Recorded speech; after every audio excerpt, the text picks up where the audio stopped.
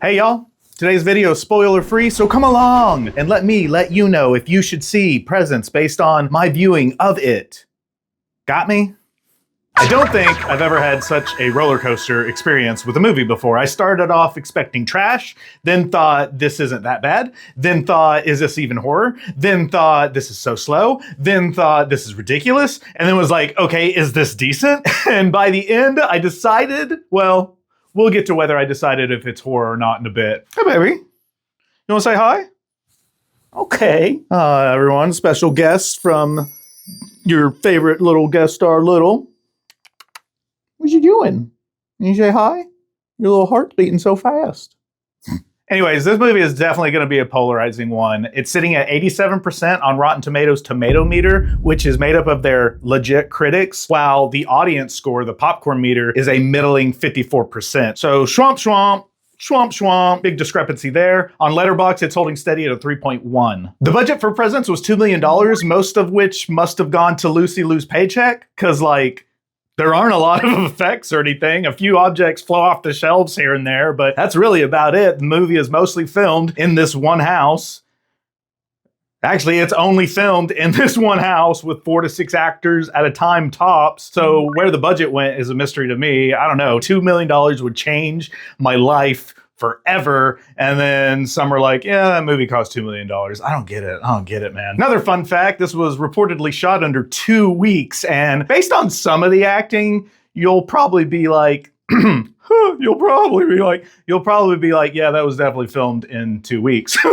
Presents is a 2025 supernatural thriller drama directed by Steven Soderbergh and written by David Koepp. It stars Lucy Liu, Chris Sullivan, and Kalina Lang. The story follows a family of 4, Rebecca the mom, Chris the dad, Tyler the older brother, and Chloe the younger sister, as they move into a big suburban house haunted by a poltergeist known as the Presence. But here's the kicker, and this isn't a spoiler because they reveal it in the trailer, but the entire movie is shot from the ghost's point of view. So at first I thought, oh great, a gimmick flick. You know, the type where movies are born out of some late night idea where a guy is just drinking and he's sitting around and he's like, you know what would be a good idea for a movie?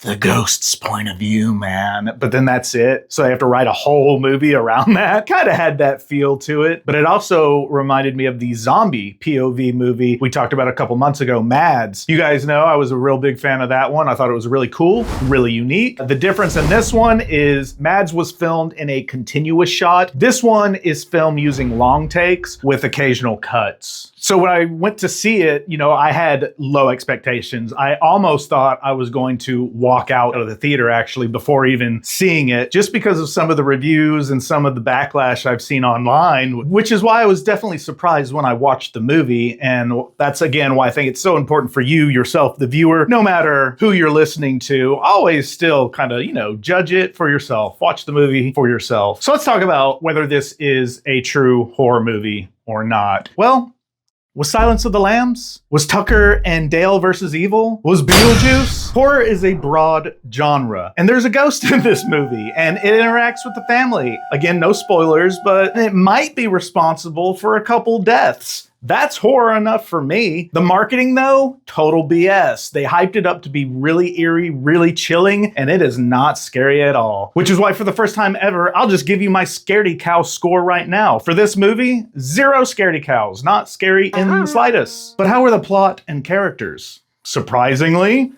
I found myself caring about them. Maybe because it was filmed in a kind of reality show from the ghost's point of view. Maybe it was because I wanted to punch Tyler and the mom in the face multiple times throughout the movie. Fury is a feeling, and they made me feel something. My favorite character was the dad, Chris. You could tell he genuinely cared about his family. Meanwhile, Lucy Liu's Rebecca, the mom, was kind of, let's just say, unlikable, and mostly focused on her older son, Tyler. Tyler flip-flops between being a jerk and an okay kid, but I mean, that's 17-year-olds for you. Now, there was one plot point, I won't spoil, of course, but it was either A, unresolved, or B, resolved so quickly that I missed it.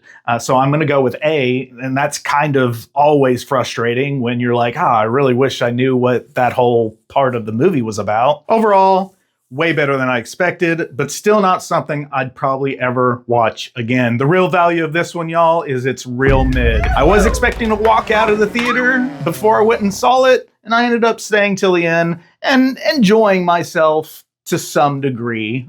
But if you're expecting something like Terrifier, The Substance, Smile, you'll be highly disappointed. If you want a family drama with a bit of mystery told from a poltergeist's point of view, you might enjoy it. Just don't expect any big scares. Still better than The Damned, and I actually think I kind of liked it slightly more than Wolfman, if you can believe that. That said, it does drag at times, so prepare yourselves for that. I would wait until it came out on streaming to watch it if you wanted to watch it. Okay, that's it for me today, folks. Corey, you the real MVP for subscribing to my Patreon. Everyone else follow suit.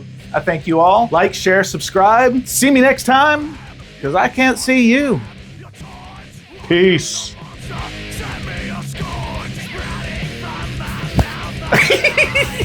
Testing everything that is inside you. My face, one big disguise.